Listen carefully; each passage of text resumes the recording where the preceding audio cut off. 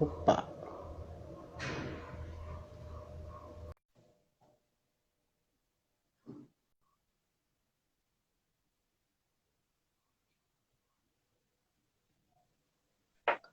Oi, Aline, boa Oi, noite. Lucas. Boa noite, tudo bem? Beleza, me ouve bem direitinho aí? Tudo jóia. Vamos lá, vamos se ajeitando. Esse tal desse novo normal é isso, né? Agora a gente pergunta se chegou o link, se tá ouvindo bem, se o microfone tá legal. No meu caso aqui, como é a primeira live com o celular, estou aqui ajustando as gambiarras para poder o celular ficar parado. Só para o carregador ficar no lugar, tudo direitinho, não faltar Ex- nada é, no meio do caminho. Sei bem como é exato. isso. Então, boa noite, Aline, obrigado. Boa noite a quem Boa está chegando noite. aqui. César, o Bruno Videira, que eu já sei que é seu namorado que está chegando aí. Muito Família legal, tem que prestigiar, né? com certeza, obrigatório, quase. Bruno, seja muito bem-vindo, hein? Boa noite para você, é um prazer contar com a sua audiência aqui também. O César, querido, lá do Espírito Santo, Nailton Casumbar, grande referência nossa aí, a Gladys, está chegando. Então, todo mundo está chegando, sejam bem-vindos e bem-vindas. Tá? Essa é a live Oscar Legal.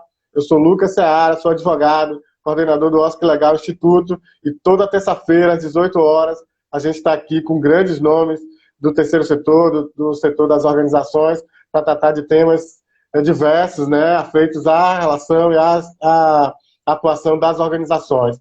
E hoje a gente está aqui com a honra de trazer a Aline Gonçalves, ela que eu já convidei já há algum tempo, ela estava aí louca, com doutorado, com tudo, mas agora finalmente ela pôde chegar e é uma honra muito grande. A Aline é uma grande advogada, uma pesquisadora super talentosa, super inteligente, e a gente vai poder conversar um pouco aqui sobre o trabalho dela, sobre as pesquisas, tá bem? Então, Aline, como é uma tradição aqui, eu já agradecendo de novo a sua presença. Uma tradição, eu geralmente não apresento só digo quem são É, e passo a bola para que a própria pessoa se apresente, destaque aquilo que ela tem na sua trajetória, o que está fazendo agora. Então, fique à vontade, seja muito bem-vinda.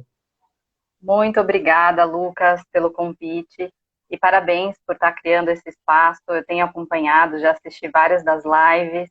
E tem sido muito importante os temas que você escolhe, as pessoas que você convida e a sua proposta para que seja um bate-papo mais leve, no sentido de ser mais acessível mesmo, né? Então eu fico muito feliz com isso. Então, para quem não me conhece, boa noite, muito obrigada por estar aqui com a gente nessa uma hora. Eu sou a Aline Gonçalves de Souza, eu sou advogada e pesquisadora na área de terceiro setor e negócios sociais, negócios de impacto, que é o tema que a gente vai conversar hoje, né? Eu comecei minha trajetória já no terceiro setor, tive uma passagem de alguns bons anos na área de direito concorrencial e regulatório, e aí minha imersão mais profunda mesmo, assim, no tema das organizações, começou com pesquisa. Eu fui consultora da Unesco por algum tempo, e depois assessora no governo federal, na agenda do marco regulatório das organizações da sociedade civil, então eu tenho uma proximidade grande com a agenda do Miroski. Trabalhei então em Brasília, foi uma experiência super rica, conhecer o governo por dentro, a gente descobre e quebra muitos preconceitos, né, e descobre pessoas muito dedicadas ao tema das organizações dentro do governo, e entende também as barreiras, as dificuldades que existem também. Então foi uma experiência de vida e profissional muito interessante, muito importante para a minha carreira. Depois desse tempo na agenda do marco regulatório, eu voltei para São Paulo, né? Eu morava em Brasília, voltei para São Paulo e eu comecei a ser pesquisadora na Coordenadoria de Pesquisa Jurídica Aplicada da FGV, Direito São Paulo. E desde então eu estou lá, então desde 2015, eu tenho atuado em pesquisas sobre as organizações. E a gente acabou de fechar um ciclo grande de 3 anos e meio de um projeto foi por ele que eu te conheci, né, Lucas, que foi sobre a sustentabilidade econômica das organizações.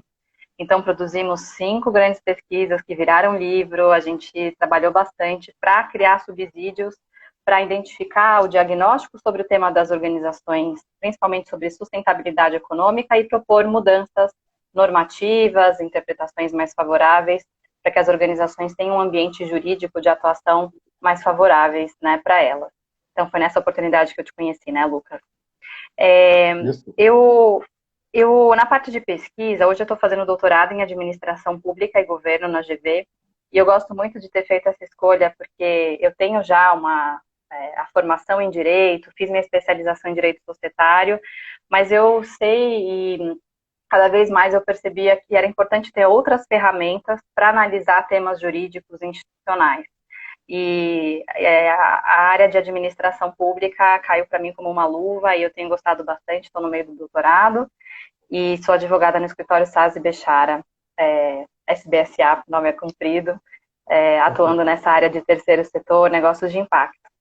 E aí, só para situar assim, a minha história com o tema que a gente vai conversar hoje, quando eu estava em Brasília, eu estava fazendo à distância, então eu vinha para São Paulo, né, uma vez por semana, para terminar a minha especialização LLM, né, em Direito Societário lá no INSPER. E eu escolhi como tema de trabalho de conclusão, de curso, estudar o tema das empresas sociais, dos negócios sociais, e eu fiz uma análise, um estudo de caso de duas organizações que tinham dúvidas jurídicas sobre como é que elas iam se constituir, se como uma empresa, sobre como uma organização. Então, esse foi um mote. E estudei a legislação de 10 países, então, sobre esse tema. E alguns começaram a criar tipos jurídicos novos, nessa ideia de um aspecto parecido com empresa, mas também com alguma característica de uma organização sem fins lucrativos. Então, comecei meus estudos por aí, e aí isso virou um livro, né, que chama Empresas Sociais, uma abordagem societária, que foi o resultado dessa pesquisa lá no curso do INSPER, né? E depois disso, eu comecei a integrar o grupo jurídico do Sistema B, que é um movimento global que certifica empresas que assumem esse propósito, né, de gerar impacto positivo. E desde então eu estou nesse grupo jurídico de maneira voluntária e acompanho muito o debate, tanto nacional quanto internacional. Então, já participei de alguns congressos, tenho acompanhado há quantas anos a legislação em vários outros países sobre esse assunto, né? Então, eu pensei em também trazer para a conversa de hoje, quem tiver interesse, um pouco dessa vivência de atuação em temas de autorregulação ou regulação sobre o tema, né? Então, essa sou eu, essa parte profissional e acadêmica, Lucas. Opa, deu uma cortadinha aqui, mas estamos bem. Além disso, devo aceitar também que você é uma empresária da cachaça, né? Isso é importante Sim. colocar também, muito bacana. A gente conversou uma vez em Recife, você trouxe várias questões sobre cachaça, drinks, etc. Muito legal. É importante também, eu acho muito bacana mostrar para as pessoas que, para além dos ternos e gravatas, dos terninhos, os advogados também têm uma vida, né, fora dessa linguagem, eles fazem coisas, se interessam por outras coisas também, que não só a lei, que não só os livros. Então, muito legal seus empreendimentos no ramo da cachaça também, Aline. Obrigada, Lucas, pela menção. Então, quem quiser seguir, o Instagram é @vivacachaca, né? Porque eu não tenho cedilha no Instagram. E é muito interessante porque é o lugar onde eu consigo exercer bem minha criatividade, Lucas, e a legislação não fica longe, porque por mais que a cachaça seja aí um momento também, né, da gente descobrir os aromas e sabores do Brasil, tem muitos temas jurídicos envolvidos nesse mercado. Então, essa minha parte nesse empreendimento tem a ver também com as questões de regulação sobre o setor e por aí vai. Muito bacana. Muito interessante mesmo, Aline. Bom, mas vamos entrar aqui no nosso tema especificamente. Eu tenho lido, né, essa última semana, me preparando até para essa live, sobre as questões desses conceitos envolvidos nos negócios de impacto, negócios híbridos. Então, você tem alguns conceitos, onde eu tenho aqui negócios sociais, negócios de impacto, negócios inclusivos, empresas B. São muitos nomes, muitos conceitos, e às vezes o pessoal também chama de setor 2,5, né? Então, você pode explicar o que são esses conceitos, o que é que eles têm de implicação jurídica, especialmente para as pessoas que têm menos familiaridade com essas nomenclaturas, com esses termos. Legal, Lucas. Eu sempre gosto de começar indicando que existem vários nomes, né, vários conceitos mesmo. Então, eu, conversando com você, né, escolhi aprofundar em quatro deles aqui hoje na live, mas existem mais. Então, até tem gente que chama de quarto setor e não setor 2,5. Então, tem pano para manga aí nesse tema, né? Eu queria começar dando exemplos concretos para explicar cada um desses quatro conceitos que eu vou falar, porque eu acho que isso ajuda a gente a materializar E aí depois eu entro nessa parte mais jurídica, para explicar o que é conceito jurídico, o que é só um conceito mais que está na sociedade, né? Então eu escolhi com você, né, Lucas, 4 temas, que são os principais, assim, que a gente mais escuta falar. Queria começar falando sobre um conceito de empresa social. Depois eu vou falar sobre negócios inclusivos, negócios de impacto e empresas B. O que esses 4 conceitos têm em comum? Todos eles são iniciativas que estão voltadas a solucionar algum problema social ou ambiental, ou pelo menos gerar um impacto positivo nessas áreas sociais e ambientais. Essa é uma característica. A outra característica que é comum a todos esses conceitos é a ideia de que eles precisam ser financeiramente sustentáveis. Ou seja, o que eles fazem, a atividade econômica que está sendo executada ali, ela precisa se autopagar. Então, até pode ser que tenha uma doação, um patrocínio no início, mas a ideia é que ele seja sustentável ao longo do tempo. Então, essa é uma característica importante que acontece em todos esses conceitos. E é aí onde começa a diferenciar para algumas organizações do terceiro setor, que muitas vezes só conseguem mesmo fazer suas atividades a partir de doações, porque a atividade que fazem não gera um excedente financeiro positivo, né? Então, vamos lá, o primeiro exemplo de empresa social. Esse é bem comum, bem famoso, que é a ideia que foi criada pelo Mohamed Yunus, que foi Nobel, né, ele é ganhador do prêmio Nobel, e ele criou o Grameen Bank, que é o chamado também Banco dos Pobres, para microcrédito.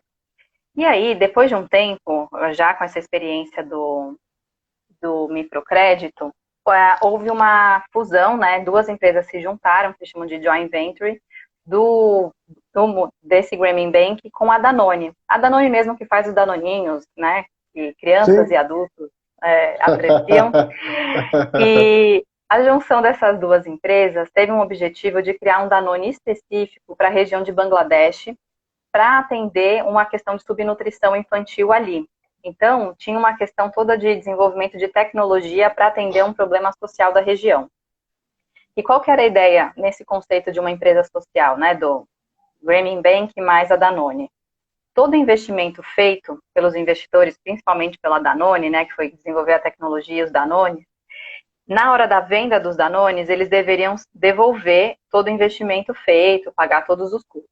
A partir do momento em que o recurso da venda desses Danones começasse a ser lucro, ele não seria reinvestido, ele não seria distribuído pelos sócios, né, dessa empresa. Os excedentes, eles deveriam ser obrigatoriamente aplicados na solução de algum outro problema social ou ambiental, ou naquela região, ou alguma outra ali da Índia, né? Essa história toda que eu estou contando se passa na Índia. Então, esse é um primeiro conceito de empresa social, que é o sentido de que o Danone, ele nunca ia ser doado, ele ia ser vendido mesmo, num preço acessível, mas que conseguisse pagar todos os custos, ou seja, a operação não precisa de doação, mas o compromisso ali é que os excedentes financeiros não sejam distribuídos entre os sócios. Então, esse é um conceito muito parecido com o que é o conceito das organizações sem fins lucrativos aqui no Brasil, porque hoje as organizações podem comercializar bens, vender serviços, vender produtos, e o que elas não podem é distribuir esse excedente entre os seus associados, seus benfeitores, né, os seus mantenedores. Ela pode reinvestir no seu próprio objeto social. Então, esse conceito de empresa social lá na Índia é muito parecido, tem alguma aproximação do que a gente tem hoje de conceito das organizações. Daí, enfim, esse conceito ele foi se desenvolvendo, mas esse é um primeiro exemplo que eu queria dar para vocês, então, do caso da Danone, com o Banco dos Pobres lá na Índia. O segundo exemplo que eu queria dar agora é de um outro nome que chama negócio inclusivo. Qual que é a diferença aqui do negócio inclusivo?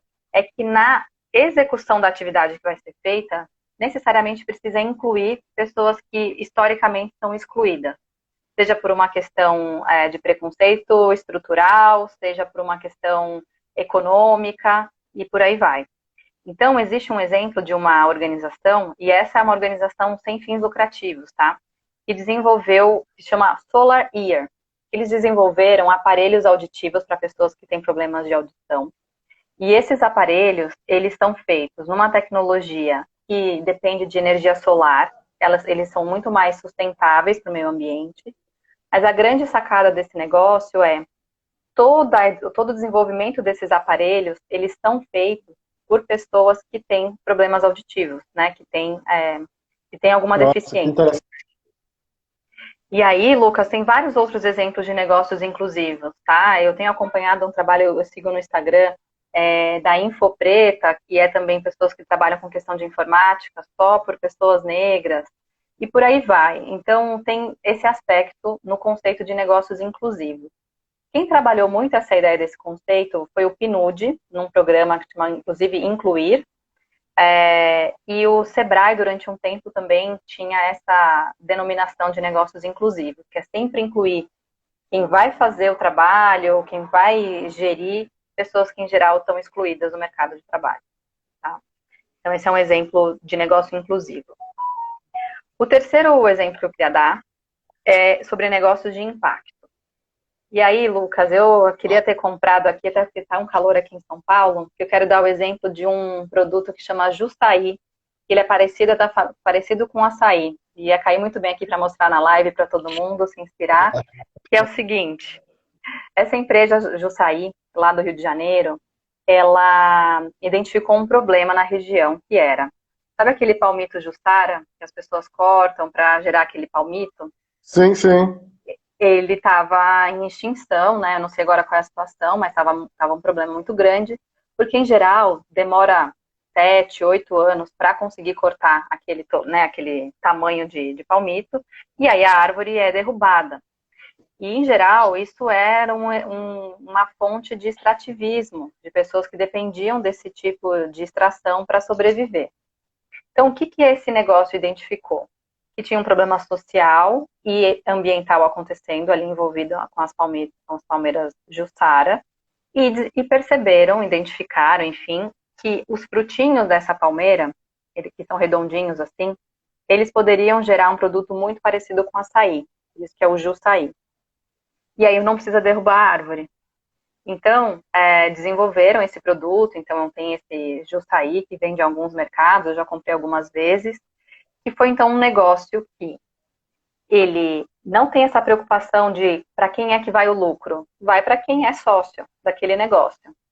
Mas a ideia do Jussaí, ela surgiu para solucionar um problema social e ambiental na região, ao mesmo tempo em que gera uma atividade econômica lucrativa. Porque aí, o que tem de impacto? Aqueles extrativistas ali estão com uma outra alternativa de ganho até mais sustentável, porque não fica dependendo de 7, 8 anos para crescer e consegue ter uma extração mais perene, né? Então, esse é um exemplo de um negócio de impacto. Ele tem como uma característica surgir para solucionar um problema social ambiental que é identificado. E desenvolver algum modelo econômico para ser financeiramente sustentável, né? Por fim, o último exemplo que eu queria dar aqui é sobre as empresas B. As empresas B é um movimento global que certifica empresas que assumem um propósito de gerar impacto positivo, social e ambiental. E aí, empresas não precisam ser criadas para solucionar um problema social ou ambiental. Elas podem apenas gerar impacto positivo naquilo que fazem. Então, é o exemplo da Natura, por exemplo, que é uma empresa B certificada Sim. aqui no Brasil. Então, sim, produzir os produtos de beleza talvez não seja entendido como uma solução de um problema social ambiental. Mas como esses produtos são feitos, como eles são vendidos, enfim, isso tudo faz parte da preocupação da Natura e que tem assumido esse compromisso cada vez mais de gerar impacto positivo naquilo que fazem, né? Neutralizar o que é negativo e ir além, né? Gerar o positivo.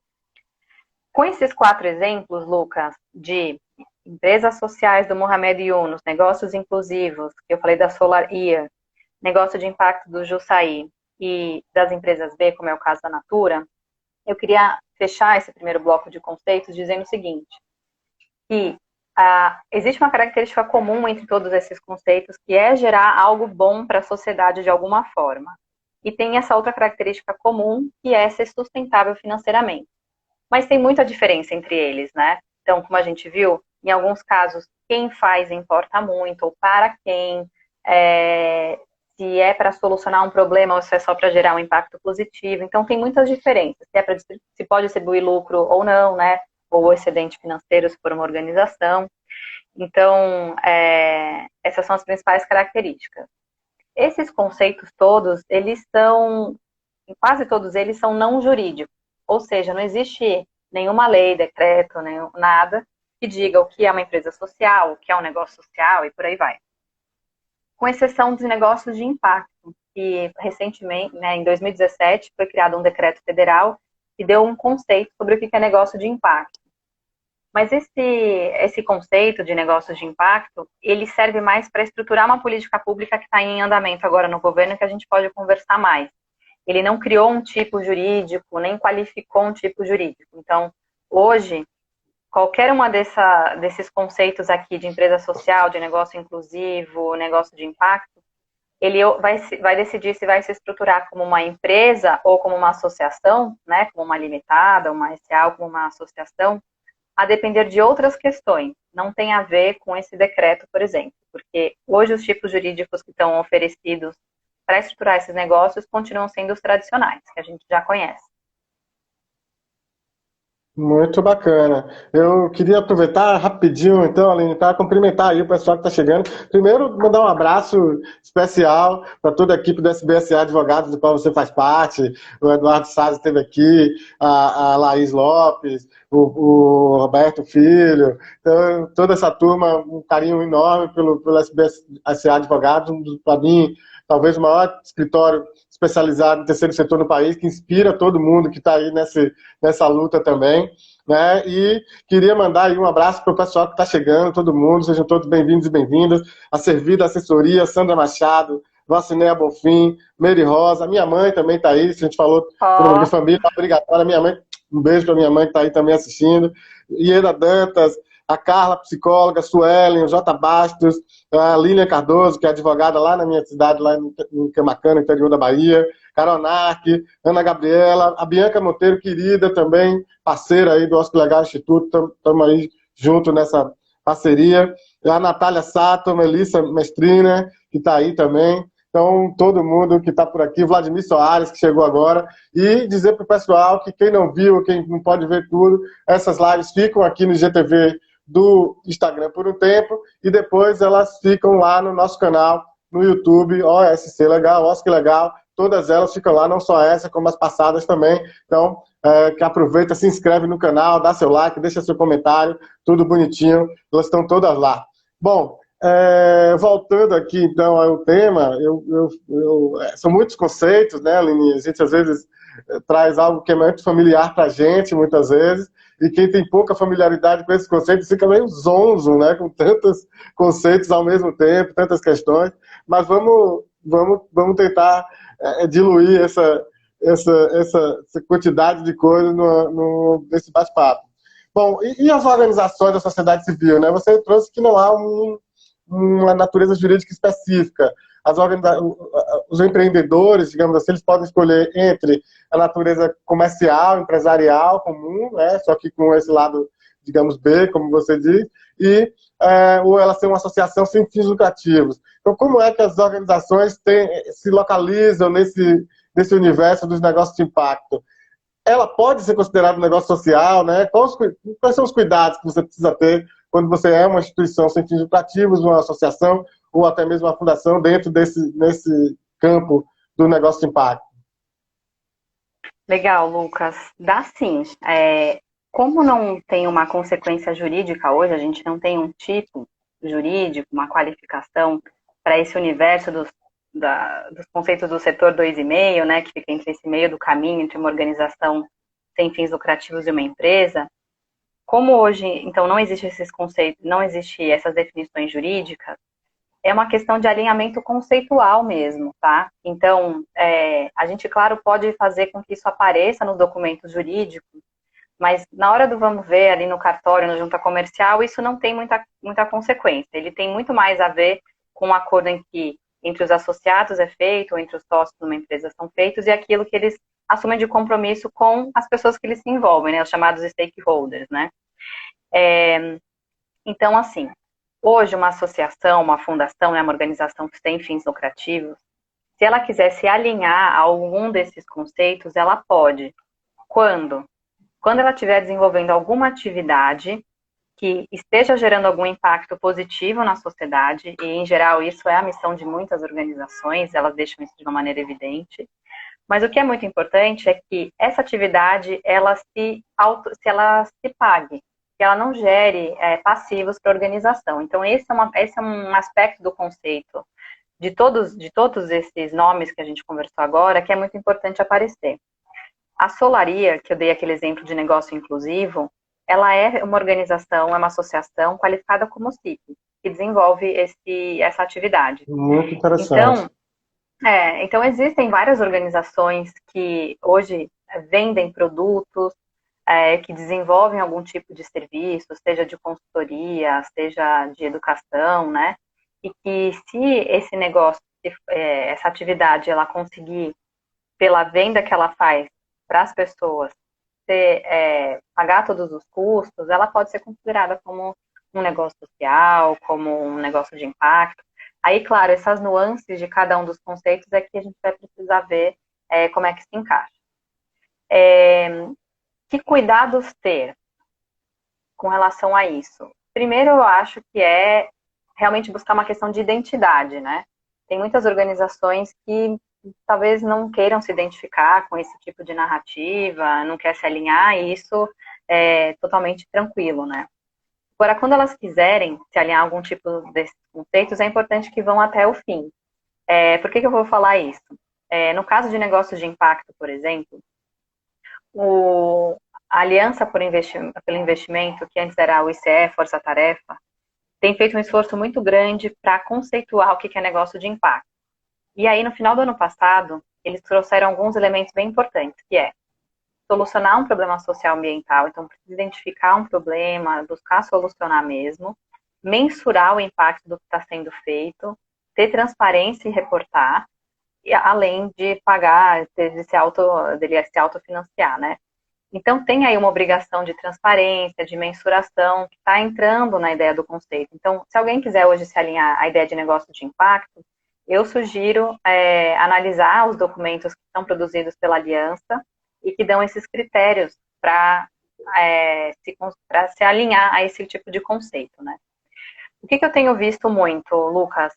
Tem muitas organizações que acabam querendo ter dois braços, né? Um com fins lucrativos e um outro sem fins lucrativos. Por isso que a gente brinca aqui do .org e .com, né? Sim. E isso tem várias motivações para esse tipo de escolha. Às vezes tem a ver com fonte de financiamento, do tipo assim, puxa, para eu conseguir esse recurso internacional, ou para eu conseguir fazer parceria com essa prefeitura, é muito mais fácil se eu for uma associação. Por outro lado, para eu fazer um plano de carreira aqui, atrair pessoas que querem investir, era importante eu ter uma empresa. E aí ficam nesse dilema, o que fazer, já que não tem um tipo que junte os dois, ficam querendo ter um braço de cada, uma .org e uma .com. Existem vários modelos híbridos, né, esses chamados modelos híbridos no Brasil, tá, de iniciativas que são gerenciadas com duas pessoas jurídicas.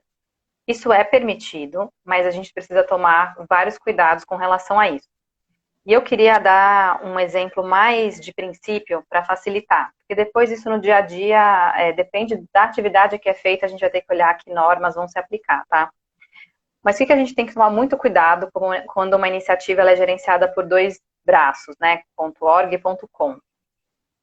As pessoas que estão gerenciando nunca podem ter dúvida com que nota fiscal, vai emitir nota fiscal por qual pessoa. Se surgir esse tipo de dúvida, é porque tem algo na estrutura jurídica que não está bem desenhado. Boa dica. Por quê? Isso, então, assim, tem dúvida se vai ser pela .org ou pela .com, tem algo errado. Por que isso é muito importante, Lucas? A gente tem que ter o conteúdo, né, o escopo que vai ser feito por cada uma delas muito claro. E elas precisam executar as suas finanças e as pessoas que vão trabalhar ali dentro dessas finalidades. Então, cada uma tem uma. Então, depois a gente pode dar uns exemplos mais concretos, tá? Mas quais são os dois princípios jurídicos que a gente sempre tem que tomar cuidado quando tem dois CNPJ? É não deixar que aconteça desvio de finalidade. Então, por isso que eu falei, se tem dúvida é algo que não está bem desenhado, é porque a finalidade não está clara. E a gente não pode deixar acontecer confusão patrimonial. Então, tem dinheiro na outra, pega daqui. Tem uma pessoa que é muito boa para fazer o design que está na empresa, faz aqui para a organização. Esse tipo de confusão não pode acontecer. Então, todas as relações que forem ter entre as duas pessoas jurídicas, elas precisam ter contratos, elas precisam estar muito bem desenhadas. Então, até pode ter, por exemplo, uma pessoa que trabalha nas duas, mas o contrato de trabalho dela tem que ter horas que deixa ela trabalhar em 2 lugares. Não tem como ela trabalhar 40 horas semanais em uma e na outra também. Você entende? Então, esse tipo de coisa a gente tem que tomar cuidado, para não acontecer confusão nem desvio de finalidade. Então, outros cuidados é também com relação à comunicação, as pessoas não terem dúvida se aquilo está sendo feito por uma associação ou por uma empresa. Então, às vezes, o nome é importante que ele seja diferente, né? Muitas pessoas têm um nome próximo, né, da mesma iniciativa, mas é importante marcar que uma é associação e que outra é empresa. Porque, muitas vezes, tem uma questão que não é tão jurídica, mas que tem a ver com expectativa das pessoas mesmo. Não, eu vou entrar ali naquele projeto porque ele é sem fins lucrativos, e eu estou nesse interesse agora. E aí chega lá e é uma empresa, né? Então não pode acontecer esse tipo de falha na comunicação. A gente pode entrar mais alguns exemplos, se você quiser, Lucas, mas acho que o principal, assim, é se perguntar, tá claro por que nota fiscal que eu vou emitir esse Sim, trabalho, né?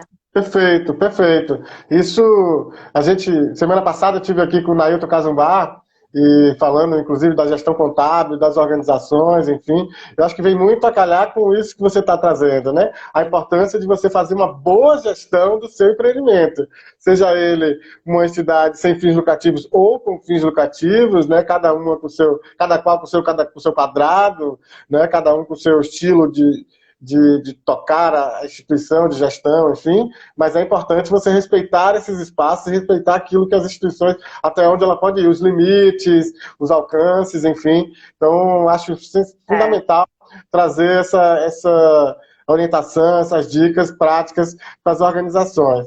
E, Aline, Lucas, só olá. antes de ir para o próximo, só complementar esse ponto, né, que você lembrou da questão contábil.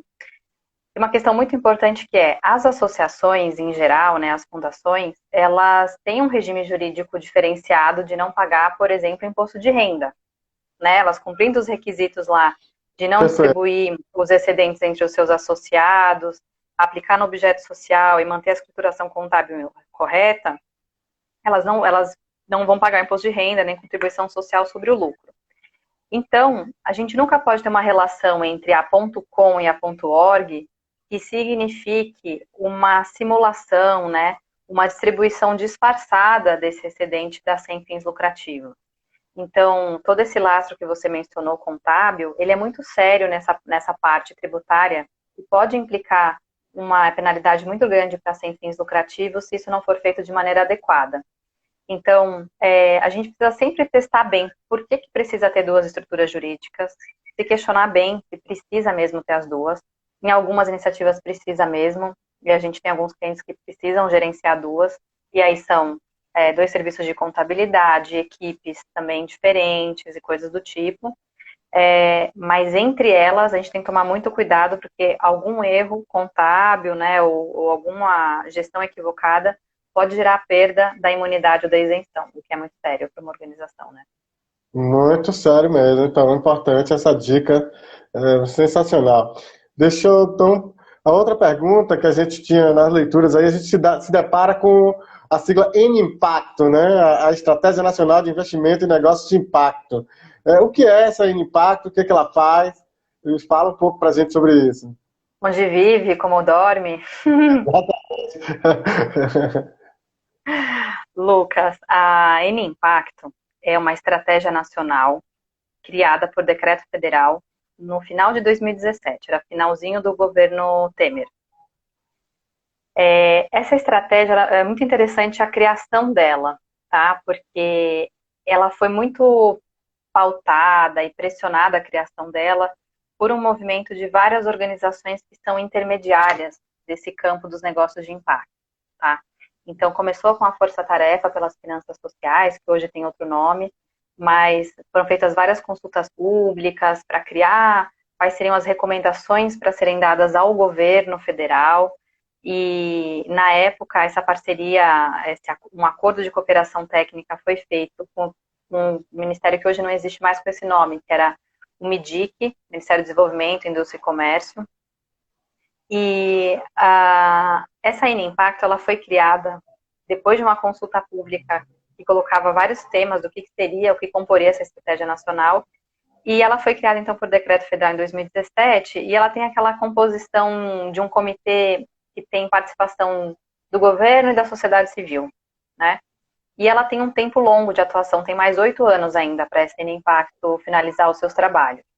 Então, hoje, né, com as mudanças do Bolsonaro, né, de vários ministérios, hoje quem secretaria a SN Impacto é o Ministério da Economia.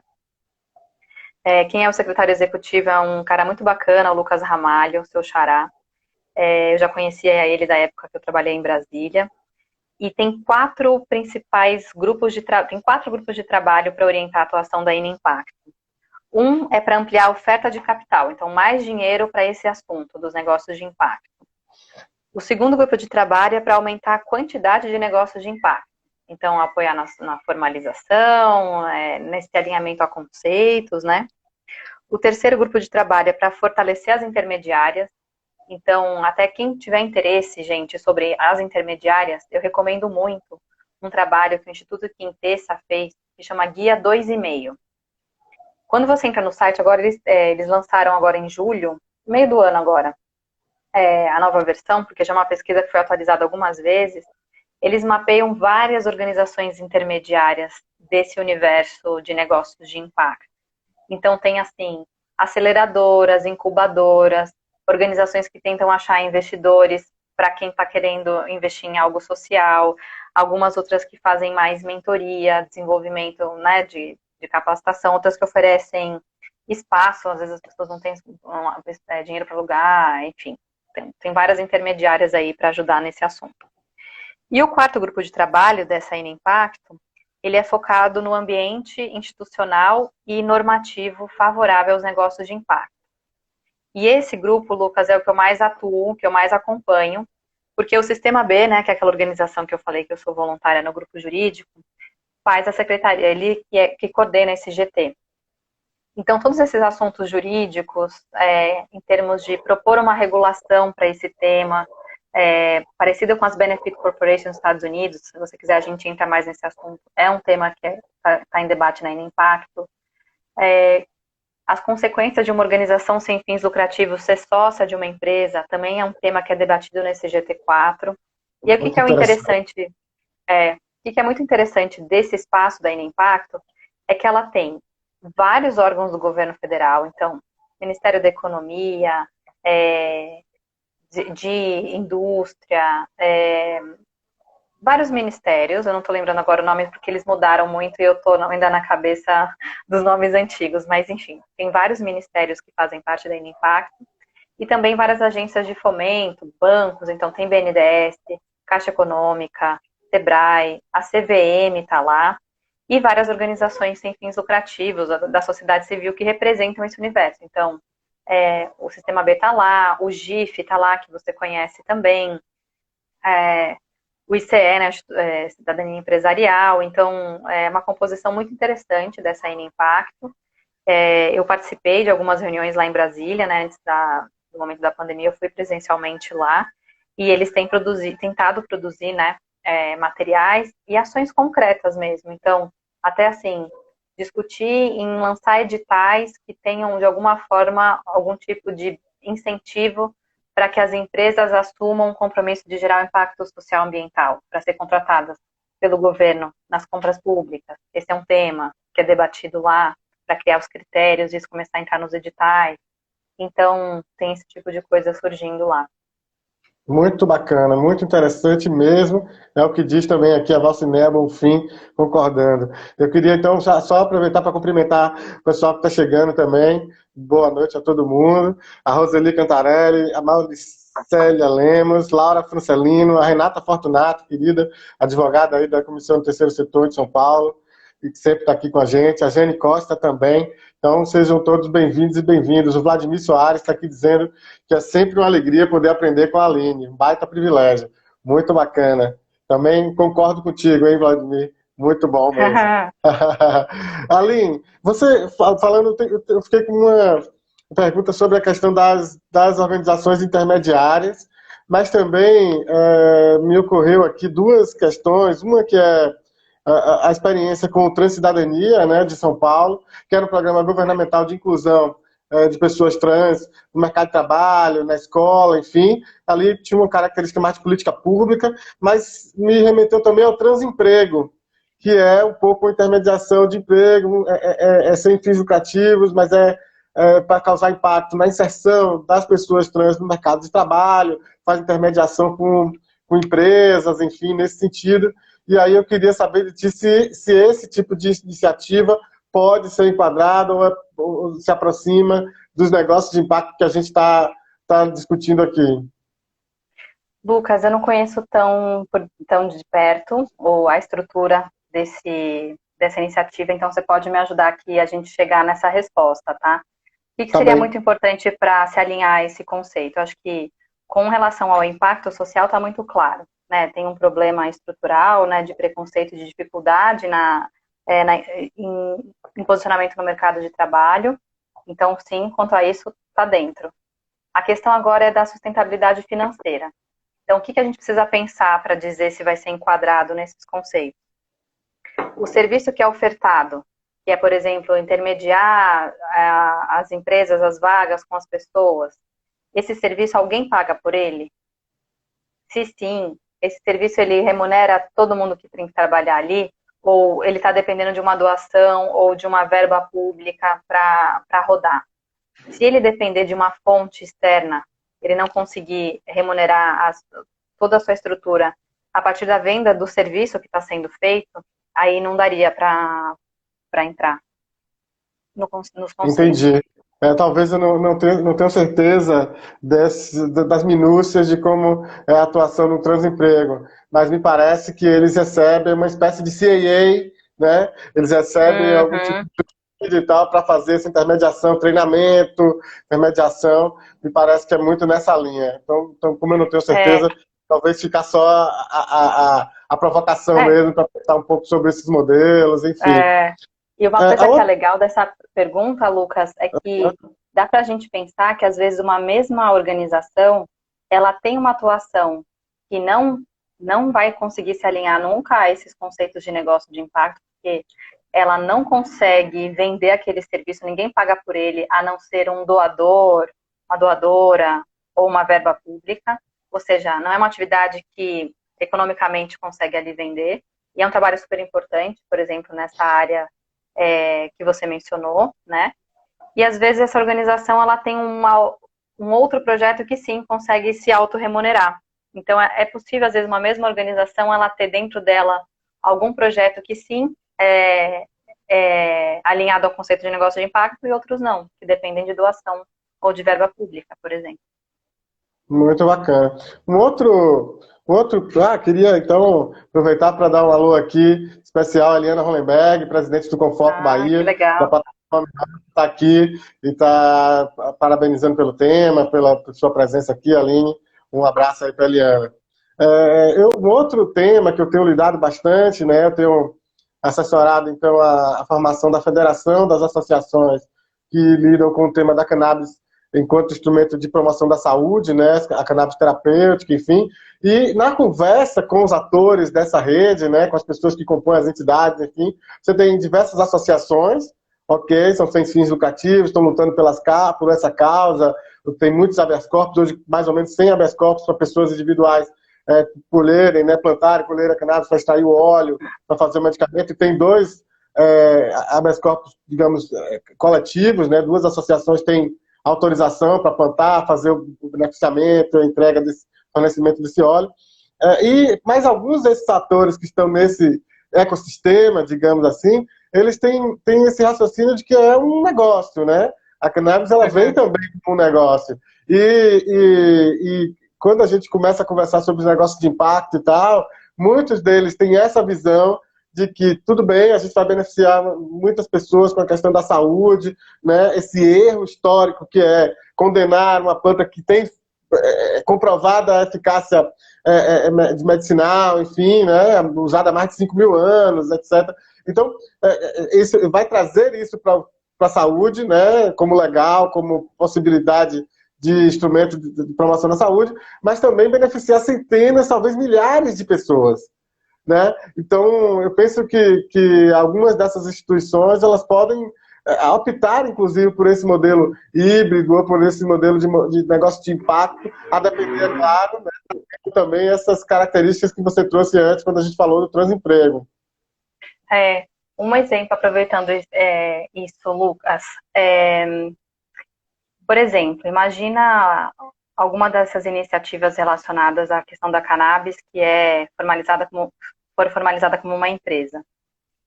E tiverem sócios, investidores, provavelmente vão ter recursos aí altos para serem investidos no começo, né? Existem alguns modelos de negócios sociais que o jeito que eles constroem o contrato social entre os sócios, o acordo de sócios, o acordo de cotistas, às vezes prevê coisas do tipo assim: a minha meta de impacto é permitir com que tais pessoas que têm tal problema de saúde possam usar um medicamento feito lá pela cannabis. Então, essa é a minha meta, eu vou trabalhar para isso e tal. Se eu não atingir essa meta de beneficiar essas pessoas positivamente, então os sócios não vão poder acessar todo o lucro que foi obtido. Só se atingir tantos por cento da meta é que os sócios, então, vão poder acessar tantos por cento dos lucros que foram obtidos. Então, existem, às vezes, eles chamam esses gatilhos, né, para poder permitir a distribuição de lucro entre os investidores, que é atingir a meta social, o impacto que está sendo pensado para aquela empresa. Então, isso também, por exemplo, fazendo um outro exemplo, na área de educação. Sei lá, a meta é tirar tantas pessoas do analfabetismo funcional. Foi lá, fez, investiu, contratou professor, tal, não sei o quê, mas não conseguiu atingir as pessoas que tinha proposto. Por quê? Porque a realidade se mostrou diferente, ou coisa do tipo. Em vez de ter uma postura do tipo assim, não deu certo, vamos aprender numa próxima, e mesmo assim o negócio lucrou e os sócios acessam, tem estruturas que não deixam isso acontecer. Então, existe uma grande possibilidade de estrutura jurídica privada hoje para você caracterizar um negócio de impacto que realmente esteja assumindo um propósito de gerar um impacto positivo, sabe? Muito bacana, muito bom mesmo, Aline. Ótimos exemplos. Só queria falar para o pessoal que a Aline citou aqui o guia 2,5, né, do Instituto Quintessência, e eu já coloquei esse link aí no chat, tá bom? Para que as pessoas possam baixar, enfim, se interar mais do tema. Muito bacana, muito importante. E queria aproveitar para cumprimentar duas pessoas que estão sempre aqui com a gente, a Sara Quino e a Cristine Cerqueira também, nossa parceira do nosso Legal Instituto. E seguimos aqui com a Aline, que está trazendo coisas super interessantes sobre as questões de negócio de impacto.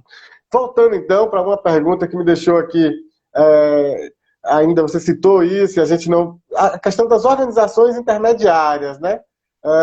Essas instituições que facilitam, que conectam, que apoiam essa conexão. Como é que funciona essa figura da organização intermediária? Tá. Existem vários tipos diferentes, tá, Lucas? Eu vou tentar separar aqui em dois grandes blocos. Existem muitas organizações intermediárias que elas fazem o chamado apoio ao desenvolvimento. Então, Então, esse é um bloco. E o outro é sobre financiamento, tá? Esse primeiro bloco de desenvolvimento. São organizações que, em geral, vão ajudar a dar capacitações, tanto para as organizações quanto para empresas, para que elas possam gerir bem. Então, por exemplo, essa preocupação que você comentou da conversa com o Nailton, né? Da contabilidade, coisas do tipo, em gerenciando 2 CNPJs, né? Esse é um exemplo de organização que atua com mentoria, com capacitações, né? Com jornadas aí de conhecimento sobre o assunto jurídico, contábil, preparar esses negócios ou essas organizações para captar mais. Esse é um tipo. Dentro desse tipo, existem essas que estão mais assim, só dando ali consultoria, mentoria e coisas do tipo. E tem outras que tentam aproximar essas iniciativas de potenciais investidores. Então, assim, puxa, você desenvolveu aqui a tecnologia lá do aparelho auditivo que funciona com energia solar, mas você precisa de R$ 1 milhão para conseguir criar a patente e fazer a produção. Você não conhece ninguém para investir. Então, essa organização intermediária, porque tem contatos, ajuda nesse match. Uma organização que é cliente do escritório, que eu atuo muito, né, fez uma iniciativa muito interessante, que é pública, que chama Programa de Aceleração dos Parceiros da Amazônia, que criou o Programa de Aceleração na Amazônia. Então, um dos trabalhos ali nessa intermediação foi aproximar empreendedores na Amazônia de potenciais financiadores. E aí, muito interessante, quem está aqui na live já assistiu aquele programa chamado Shark Tank, que a pessoa tem que ir lá na frente de 3 investidores, fazer aquele chamam de pitch, convencer e tal, aquela pressão toda, e aí dizem, eu invisto ou não invisto, tal. Aconteceu a mesma coisa na Amazônia. Então, o IDESAN, que é essa organização, eu ajudei a construir o regulamento e depois os contratos que foram feitos com os investidores. É um tipo de exemplo de uma organização intermediária, que está ali facilitando esse processo para os negócios conseguirem prosperar. E aí, não necessariamente é só para empresa, só para negócios com fins lucrativos. Às vezes é uma organização, como eu falei, que ela é sem fins lucrativos, então ela não quer distribuir o excedente, mas ela quer fazer algo que financeiramente seja sustentável pelo que ele é em si, não ficar dependendo só de doação, né? Aquele projeto ele quer que seja sustentável. Então, esse é um tipo de perfil de organização intermediária. O Instituto Quintessa, que foi quem fez esse guia, é um outro exemplo também de uma intermediária, né? Que ajuda aí, faz as chamadas, seleciona negócios e tal. O outro bloco de financiamento são organizações que estão ajudando a aportar recurso mesmo. E aí tem vários tipos de como esse recurso entra. Algumas vezes não é a principal tendência, algumas vezes ainda é por doação. Então existem institutos, fundações, principalmente esses de origem empresarial ou familiar, que eles investem no sentido de doação a fundo perdido mesmo, mas para que esses negócios consigam ser estruturados. O Bruno fez uma piada aqui que me desconcentrou, né? Ele brincou do Pirarucu Tank. Pirarucu Tank. Em vez do Shark Tank. E aí, então essa é uma forma, né? Doação nessa área de financiamento. Mas o que mais acontece, Lucas, é empréstimo. E aí pode ser empréstimo, tô te emprestando agora e com juros baixos, me devolve daqui a 2, 3 anos. Mas tem muito formato do que a gente chama de mútuo conversível, que é emprestar um dinheiro. Lá no final do período, 2, 3 anos, 4, 5, depende de qual é o combinado, aquele investidor pode decidir se ele quer o dinheiro de volta ou se ele topa converter aquilo virando sócio do empreendedor que ele ajudou com o empréstimo dele, né, que a gente chama de mútuo conversível. Então, essa é uma ferramenta que tem sido muito usada pelas intermediárias que estão nesse bloco de apoio financeiro. Muito interessante. Aline, é isso. Eu costumo dizer aqui, as lives, quando são boas, a gente pisca o olho, acaba o tempo. Passou 50 e poucos minutos. Exatamente o que aconteceu aqui. Nós já estamos às 18h54, faltando só aproximadamente 5, 6 minutinhos para a gente fechar. É uma pena, porque sempre deixa muitas questões, muitas perguntas para a gente poder ir aprofundando, né? Enfim, é isso. Queria cumprimentar, então, aqui quem chegou depois, mas a Jaque Sobreira, a ONG Agentes da Paz, o André Carvalho, um advogado de Pernambuco, que também faz um trabalho muito interessante com as organizações. Tá? Queria convidar as pessoas, na terça que vem, 18 horas, toda terça-feira, às 18 horas, a gente está aqui na live, eu acho que legal. Semana que vem, a gente vai estar com o Danilo Tiesel, que é advogado, e vai estar falando sobre leis de incentivo ao terceiro setor. Vai ser muito bacana também. E, para fechar o mês de outubro, dia 27, a gente vai estar com a Ivana Luquezzi, ela que é da Procuradoria-Geral do Estado, aqui do Estado da Bahia, e vai estar falando sobre a implementação do MIROSC no Estado da Bahia. Então, a experiência aqui do Estado da Bahia com a implementação do MIROSC a partir da visão da Procuradoria do Estado. Então, vamos ter bons convidados aqui, vamos manter o alto nível dos nossos convidados, como foi, né, Nailton Casumbar semana passada, hoje, a querida Aline, e semana que vem Danilo Tiso, depois a Ivana Luquezzi. Aline, então a gente aqui, rapidinho, a gente quer... vamos falar... Olha, o Bruno aqui está trazendo uma pergunta, essa pergunta já foi patrocinada, hein? Então, para falar um pouco do seu livro, onde se pode encontrar o livro, importante. Aí eu já peço que você faça aí algumas considerações finais. Eu tenho uma pergunta para você responder assim de ordem bem prática, e aí já faz as considerações, enfim, que é o seguinte, querida, não tem uma figura jurídica específica. Você falou isso aí muito aí no contexto do que você explicou, das questões todas. Não tem uma figura jurídica específica para os negócios de impacto, né? Qual a dica prática para quem quer empreendedor, está querendo empreender nesse campo e não sabe se vai optar por uma com finalidade lucrativa ou sem fins lucrativas? E aí deixo para você encerrar com essa perguntinha e falando do livro e já encerrando também. Tá, joia, Lucas. Bom, a primeira dica é, você precisa ter muito claro a sua identidade. Eu acho que tem uma questão simbólica antes das consequências mais práticas de benefício tributário, de escolher ser uma sem fins lucrativos ou uma empresa. Então, uma primeira questão de identidade, do simbolismo que é escolher cada uma dessas estruturas, eu acho que isso é muito importante, principalmente porque, seja uma empresa, seja uma organização, vai envolver mais pessoas. Depois, é importante olhar fontes de recurso. Aquilo que você vai fazer, é possível acessar recurso de uma maneira mais fácil, sendo uma sem fins lucrativos ou sendo uma empresa? Então, acho que essa é uma questão que estrutura muito a decisão. E o terceiro elemento é saber se vai querer distribuir esse excedente ou não, porque isso é determinante. Se quiser, não vai poder ser uma associação, tá? Então, esse é o ponto. Meu livro chama Empresas Sociais, uma abordagem societária. Ele é vendido pela editora Almedina. E nesse livro, eu, além de ter feito esse estudo de 10 países, eu faço uma defesa muito grande da gente não enxergar esse mundo do setor 2,5 negócios de impacto como uma tendência de transformação do terceiro setor. Não, caminham em paralelo e tem objetivos que podem ser coincidentes, mas tem horas que não também. Então, eu faço uma defesa muito grande aqui, sim, de modelo associativo. Então, essa é uma das críticas que estão lá desenvolvidas no livro.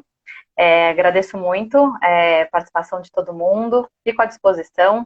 Meu e-mail do escritório é aline@sbsa.com.br. Então, se tiverem alguma dúvida, me escrevam, ou também lá pelo SC Legal, o Lucas encaminha, eu fico à disposição. E aí, para fechar, Lucas, existe um projeto de lei que está tramitando dentro da Impacto para qualificar sociedades de benefício. E aí, isso é muito inspirado no modelo americano das Benefit Corporations. Então, para quem tiver interesse nesse assunto, é importante acompanhar essa tramitação legislativa que em breve deve acontecer no Congresso Nacional. Tá bom? Aline, muito obrigado pela sua presença aqui com a gente, não só pela conversa comigo, mas pela poder disponibilizar seus estudos, suas pesquisas. Você que é uma pesquisadora premiada internacionalmente, tenho que registrar aqui também. Foi muito legal.